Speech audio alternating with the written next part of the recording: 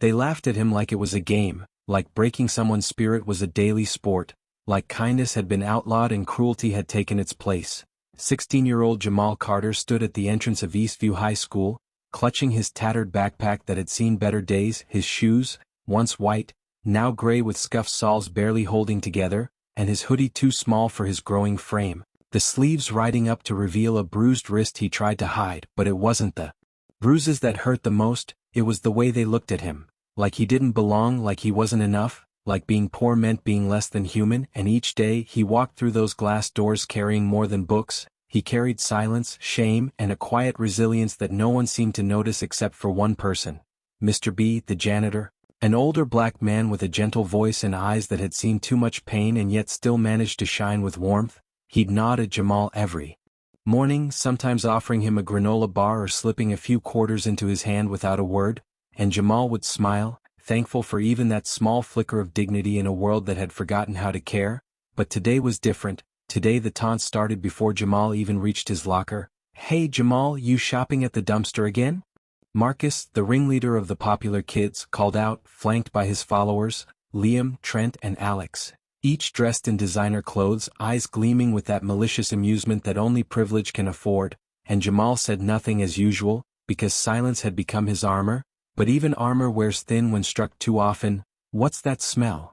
Trent jeered, sniffing the air exaggeratedly. "Oh wait, it's just Jamal's shoes." And the group burst into laughter. Students walking past turned their heads, some chuckled nervously, some looked away, and a few looked at Jamal with sympathy they were too afraid to show. He wanted to disappear, to melt into the cold metal of his locker, to vanish into thin air where no one could find him and mock him again, but he couldn't, so he just stared at his books, trying to steady his breath, trying not to cry. "Your dad's still fixing toilets?" Marcus asked with a cruel grin. "Or did he finally get a real job?" And that's when Jamal clenched his fists so tightly his nails bit into his palms, because what they didn't know was that his dad wasn't fixing toilets anymore. His dad hadn't been home in over 2 years, ever since the layoffs, ever since the accident at the factory, ever since the bills piled so high they had to sell the car, then the furniture, then move into that one-bedroom apartment where the heater rattled like bones and the fridge was more often empty than full, and Jamal's mother worked 3 jobs just to keep the lights on, and his dad had disappeared, ashamed and broken, promising he'd find a way to come back when he was whole again. "He probably doesn't even have a dad," Alex muttered, low but loud enough, and Jamal finally turned around, eyes blazing, mouth opening to say something, anything, but the bell rang, saving them all from whatever was about to explode. He shuffled off to class, his heart heavy, the room spinning slightly from the humiliation. But worse than the bullying was the isolation, the knowing that if he screamed, no one would come, that his pain had become invisible, just background noise in the lives of others who didn't know what it meant to go to bed hungry or wear the same shirt 4 days in a row because laundry money was a luxury. And in algebra, he tried to focus but the numbers blurred. Mrs. Keene called on him once and he froze, the answer eluding him like so many other things in his life. And snickers filled the room until she moved on, pity in her eyes but no action in her hands. By lunchtime he didn't even bother to go to the cafeteria. He went to the library instead, his sanctuary, and sat in the far back corner between the worn-out encyclopedias and forgotten atlases, pulling out the apple Mr. B had quietly left in his locker. But he wasn't alone for long because Marcus and his crew showed up again. "Thought you could hide, huh?" Marcus said, tossing a paper ball at Jamal's head. "What's the matter? Too broke to afford lunch?" Jamal stayed quiet, biting into the apple slowly, defiantly, refusing to give them the reaction they wanted. "Bet your dad's in jail," Liam sneered. "Or maybe he just left, 'cause even he couldn't stand you." And that's when something snapped, not with violence, not with words, but with resolve. Jamal stood up, tall as he could manage, looked Marcus straight in the eyes and said calmly, "You don't know me. And you don't know my father," and walked out, fists shaking, heart pounding, but soul just a little bit lighter for having said something. And that night, as he helped his mother fold laundry and scrape together dinner from canned beans and leftover rice, he stared at the empty chair where his father used to sit and whispered under his breath, "I need you, Dad," not knowing that across town in a dusty garage-turned-workshop his father, Malik Carter, was staring at an old picture of Jamal. Hands dirty with engine grease, eyes wet with regret, because for 2 years he had been building something big, something secret, something that might finally restore the dignity he thought he lost. And the next morning, Jamal woke up to find a text from an unknown number. "Son, I'll be there soon. Just one more day." And his heart leapt, but he dared not believe it, not until he saw it with his own eyes. And when he walked into school that day, something in him had shifted. He stood a little straighter, walked a little firmer. Even when Marcus tried to trip him in the hallway, he just stepped over it and kept walking. "You got a death wish?" Marcus spat, but Jamal just smiled and kept moving. And by the time the final bell rang, whispers had already started circulating because a sleek, black SUV had pulled up in front of the school. Not just any SUV, but one with rims that gleamed like stars and a license plate that read "Rise Up." And when the door opened, out stepped a man in a charcoal suit with shoulders broad as a wall and presence that made the air tighten. His skin rich as mahogany, his beard trimmed sharp, eyes piercing like he could see through the soul. And students stared as he walked through the front doors, principal in tow, teachers pausing mid-conversation, the building almost holding its breath as he made his way to the auditorium where an emergency school-wide assembly had just been announced. And in that packed room, filled with students still murmuring, Jamal sat in the back row until he heard the voice that had once told bedtime stories and taught him how to throw a football. "Good afternoon, students." Malik Carter's voice boomed over the microphone, rich, commanding, impossible to ignore. "My name is Malik Carter. I'm an inventor, a veteran, and the CEO of a new tech startup that just signed a multi-million-dollar contract with the Department of Energy." And the room went silent, jaws dropping, eyes wide. "But before all that, I was just a man who lost everything. I lost my home. I lost my pride. And I almost lost my son." His voice cracked slightly, but he continued, "Because in this very school, he was made to feel small, invisible, broken. And no child should ever have to feel that way." And he turned slightly, scanning the room until his eyes landed on Jamal. "That boy is my son." And suddenly every head turned, gasps filled the air, and Jamal froze, tears welling in his eyes as his father extended a hand and said, "Come here, son." And Jamal stood, heart pounding louder than ever before, feet moving slowly toward the stage. And as he climbed those steps, something in the crowd shifted. Marcus's smirk melted into disbelief. Teachers blinked rapidly, and even Mr. B in the corner smiled proudly. But just as Jamal reached his father and embraced him in front of the entire school, the auditorium doors slammed open and in walked a woman in a navy blue suit with a gold badge clipped to her belt. "Malik Carter?" she called, her voice crisp, authoritative. "We need to talk. Right now." And the room erupted into confusion. Malik turned slowly, his jaw clenched. "Is this about the contract?" he asked, and the agent shook her head gravely. "No. It's about what happened in New Orleans 2 years ago." And Jamal's stomach dropped, the light fading from his eyes as his father's grip on his shoulder tightened. The crowd murmuring louder now, questions flying, whispers like wildfire. What happened in New Orleans? Is he in trouble? Is he even who he says he is? And before Jamal could even speak, his father stepped forward, raising a hand to silence the crowd. "It's time they knew the truth," he said, and Jamal looked up at him, confused, frightened, and desperate for answers. And that's when Malik Carter turned to the microphone and began to speak. But just as the first words left his lips, the screen behind them flickered on, and what appeared on it made the entire school gasp in unison. A mugshot of Malik Carter. Don't forget to like, comment, and subscribe for more powerful stories that uplift Black voices and expose hidden truths.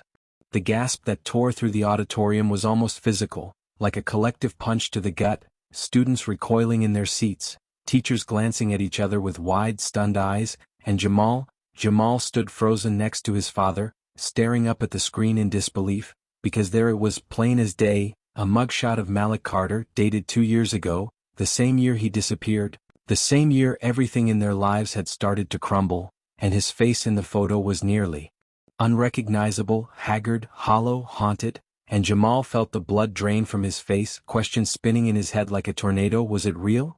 Why hadn't Dad told me? Was this why he left us? And beside him, Malik's jaw was tight, his hands clenched, but his eyes never left the crowd, calm in the face of rising chaos. And then the woman in the navy blue suit stepped forward. "This is Agent Carter," she announced. No relation, her tone firm, her posture straight-backed and military sharp. 2 years ago, Mr. Carter was arrested in New Orleans in connection with a corporate theft investigation. Charges were dropped. But what happened behind the scenes is a different story. The audience murmured louder now, the tension palpable, some kids whispering Malik was a criminal, others wondering what kind of man Jamal's father really was, and Jamal's heart felt like it was breaking and catching fire all at once. his world tilting off its axis, and Malik finally stepped back to the mic, his voice low but steady. "Let me explain," he said, and the room quieted again, the storm waiting to see what truth would come. Pouring out. 2 years ago, I was a senior systems engineer for a major tech conglomerate based in New Orleans, he began, eyes scanning the room. I helped design a piece of energy software that could optimize national grid systems. Basically, save billions of dollars and make the system more sustainable. His voice darkened. But when I presented it, they tried to erase my name from it. Said a black man couldn't have come up with it alone. Tried to give credit to my white colleague. When I protested, they framed me. Had me arrested. Claimed I stole my own code. Gasps filled the room again, Jamal's eyes widening as the story unraveled, his heart now thudding with a different kind of fire. I lost everything overnight. My job. My reputation. And I couldn't bring that shame home to my family. Not to my son. So I left to fight it on my own, Malik continued. It took me 2 years to prove my innocence. I rebuilt the software from scratch. Launched it under my own startup. Won the lawsuit in arbitration. That's what led to the Department of Energy contract. I didn't just get justice, I made history. The applause started hesitantly, a few claps here and there, but it grew, slowly like a tide rising, until the auditorium shook with cheers, students rising to their feet, even some of the teachers wiping away tears, and Jamal, he couldn't stop staring at his father, pride rising in his chest like sunlight, but also confusion, pain, questions. Because 2 years without a word had left scars too deep to heal with a single speech, and after the assembly, as the crowd filtered out still buzzing with disbelief and admiration, Jamal followed his father into the hallway, his voice cracking when he finally asked, "Why didn't you tell me? Why did you let us think you abandoned us?" And Malik turned, his face etched with years of guilt. "Because I didn't know if I'd make it. I didn't want you to grow up thinking your father was a failure. I thought if I came back empty-handed, I'd only make things worse." Jamal looked away, swallowing hard. "We didn't need money. We needed you," and Malik nodded slowly. "I know. And I'm sorry. I'm here now. And I'm never disappearing again." They stood there in silence, father and son, the space between them slowly closing, a fragile truce forming between the fractures. But not everyone was ready to celebrate, because while the student body was busy praising Malik's courage, one person watched from the shadows of the hallway, eyes narrowed, fists clenched. Marcus, still seething from being humiliated, still bitter from being outshined, and he didn't believe the story, not fully. He whispered to Trent, "That was too smooth. Too perfect. No way someone goes from jail to millionaire overnight." And Trent, ever the follower, nodded dumbly. "Maybe he's still hiding something." Marcus grinned. "Exactly. And I'm gonna find out what it is." Later that evening, Jamal walked home beside his father, Malik now staying in a rented condo just 2 blocks away, and the neighborhood kids who used to ignore Jamal now waved and smiled, some asking questions about the SUV parked outside or Malik's new company, and Jamal smiled, but inside, something still felt unsettled, a weight he couldn't quite place. That night after dinner, Jamal opened his old laptop, the one with the cracked screen and missing keys, and he began searching, news articles, old records, anything he could find about Malik's arrest and the lawsuit. And while most of the articles confirmed his father's story, one buried link caught his attention. Anonymous whistleblower claims software technology linked to Carter's startup may have been sourced from stolen prototypes. Investigation ongoing. Jamal blinked, reread the sentence, a pit forming in his stomach, and he clicked the link, only to find it had been deleted, but the headline stayed burned in his mind, the words stolen prototypes echoing over and over, and he didn't want to believe it, but the thought clawed at his chest. Was Dad telling the whole truth? And before he could dig further, his phone buzzed with a new message, from an unknown number. "If you want the truth about your father, meet me behind Eastview Library tomorrow at 5 p.m. Come alone."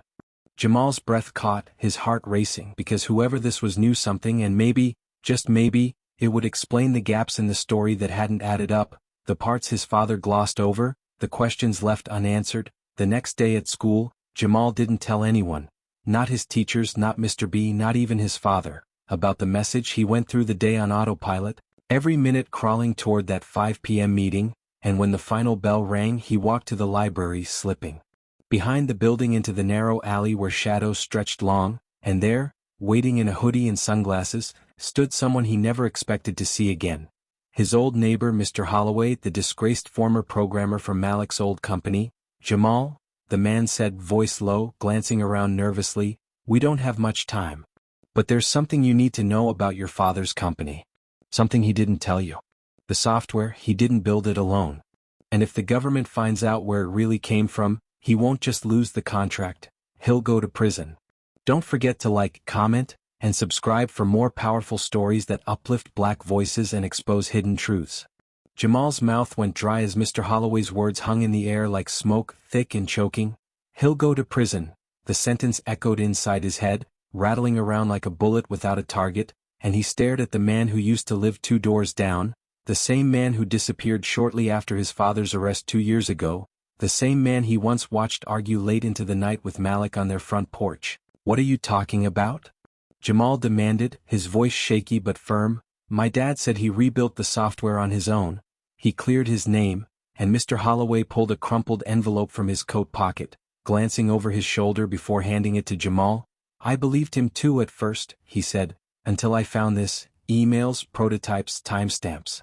He didn't start from scratch, Jamal. He used confidential designs from our team, the ones we were working on before everything went down.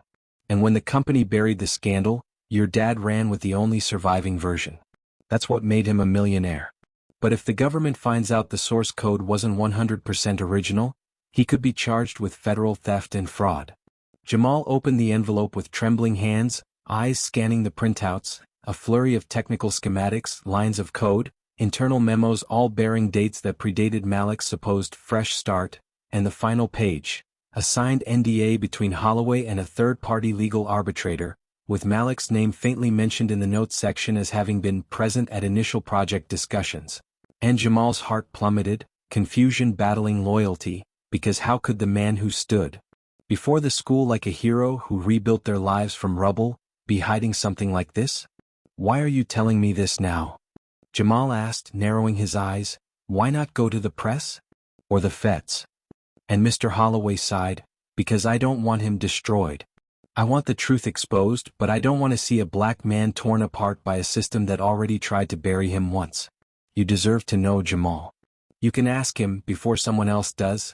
And with that, the man turned and disappeared into the alley, leaving Jamal alone with a growing storm in his chest. That night at home, Jamal barely touched his dinner, staring at his father who now wore tailored clothes and spoke with a confident ease that seemed so different from the man who once limped into their apartment with calloused hands and tired eyes. Everything all right, son?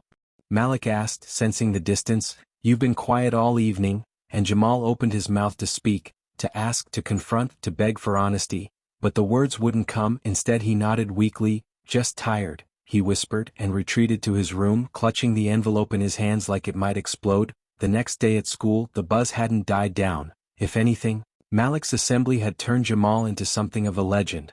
Students now nodding at him in the halls, teachers smiling. With new warmth, even Marcus kept his distance. But Jamal felt none of the glory, just a hollow ache that widened with every step. And when the final bell rang, Jamal made his way to the auto shop on the edge of town where Malik had set up his temporary workspace. A sleek garage with tech equipment lining the walls and a luxury car halfway disassembled in the center. Surprised to see you here, Malik said with a smile, wiping grease off his hands. You used to love watching me work on engines. When you were little? Jamal looked around, then stepped forward, pulling the envelope from his jacket. I met someone yesterday, he said slowly, Mr. Holloway. Malik's expression shifted in an instant. The smile faded, replaced by a tight grimace. And what did he say? Malik asked, his voice lower now, wary. He said you didn't build the software from scratch. That you used stolen work, Jamal said, forcing the words out. He gave me proof, Dad. Timestamps. Internal files. Emails.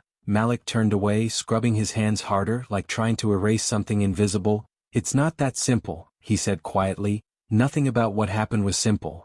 Then make me understand, Jamal pleaded, because right now, I don't know what to believe. Malik exhaled deeply, walked to a nearby bench and sat down, motioning for Jamal to do the same. When they arrested me, it wasn't just because they wanted me out of the way, he began. It was because I found something dangerous. The energy optimization code wasn't just revolutionary. It had the power to decentralize the energy monopoly. The company wanted control. I refused to let them bury it. Jamal listened, heart pounding. But you used the old files, he said. You took the data they claimed was theirs. Malik nodded slowly. I used my work. Work they tried to erase. I built the foundation. Holloway and I collaborated on parts, yes. But when everything fell apart, I was the only one who kept it alive. I gave it form. I brought it to life. But legally, Jamal started, but Malik cut him off. Legally, I danced on a razor's edge. Ethically, I did what I had to do to survive. To make something that couldn't be buried again. The silence stretched long between them, the hum of the garage the only sound. So what now? Jamal asked finally, and Malik stood, his eyes dark with determination. Now? I prepare for the media storm that's about to come. And Jamal looked up sharply. You think Holloway's going public? No, Malik said, but someone else might. Someone who's been digging. And just then, as if summoned, Jamal's phone buzzed.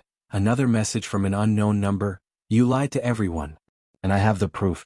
Watch your back, Carter. Malik read it over his shoulder, eyes narrowing. It started, he said grimly.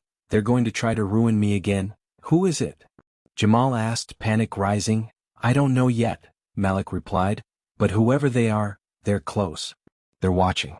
And they want me silenced. The next morning, Eastview High was different.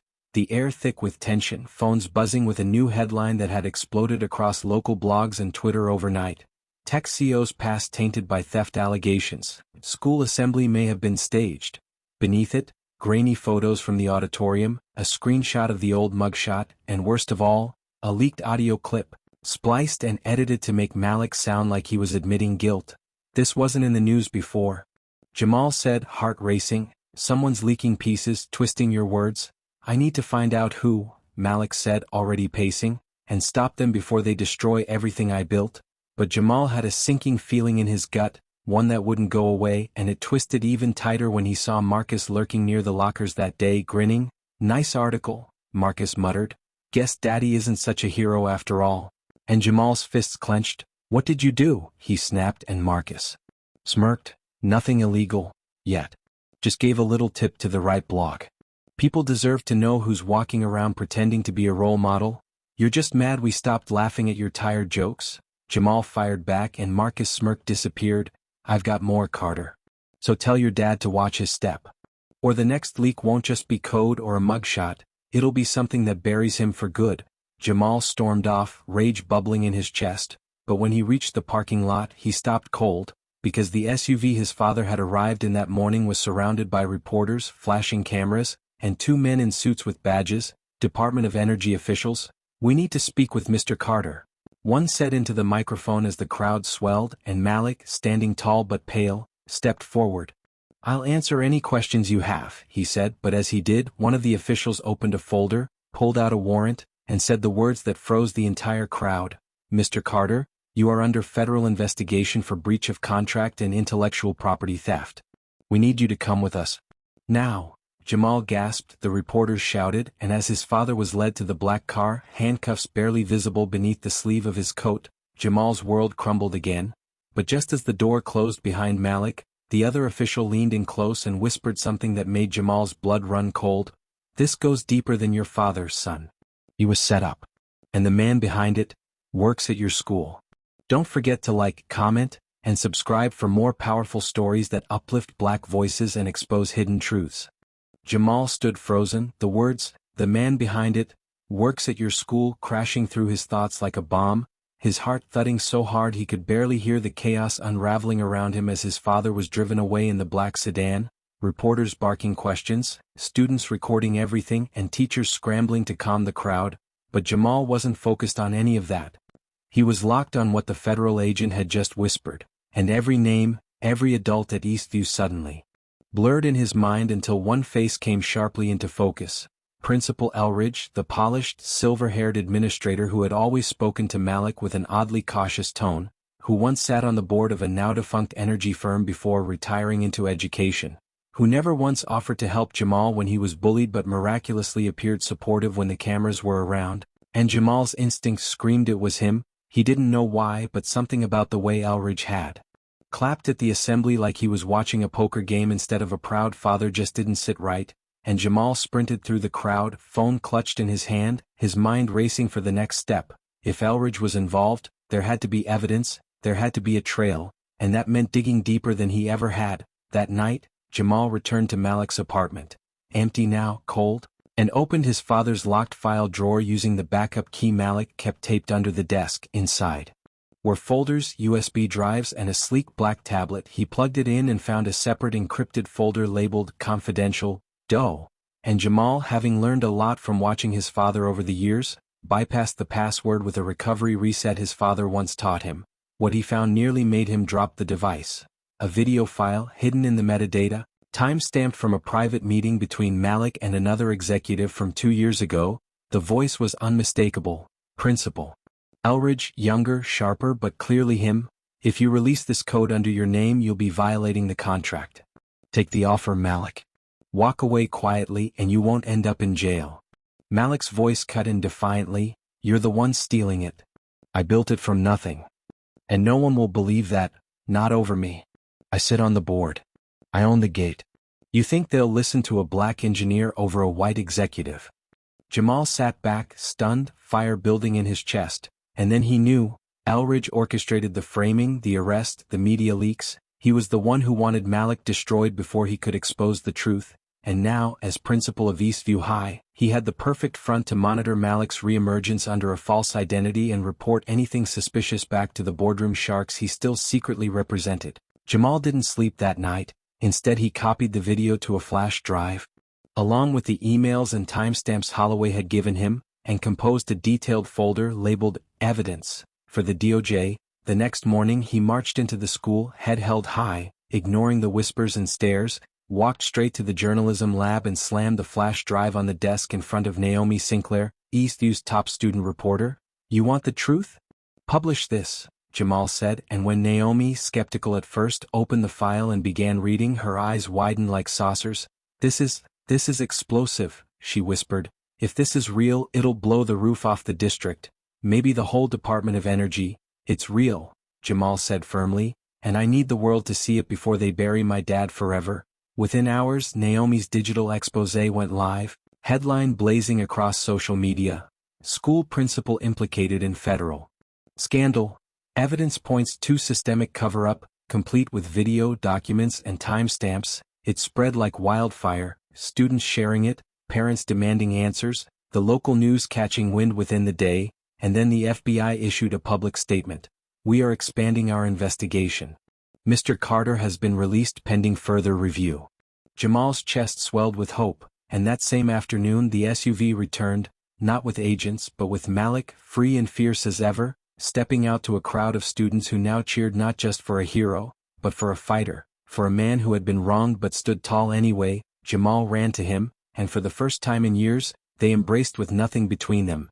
No secrets, no shame, no fear. And together they walked back into the school where Principal Elridge, pale and sweating, was being escorted from his office in handcuffs, shouting about setups and conspiracies.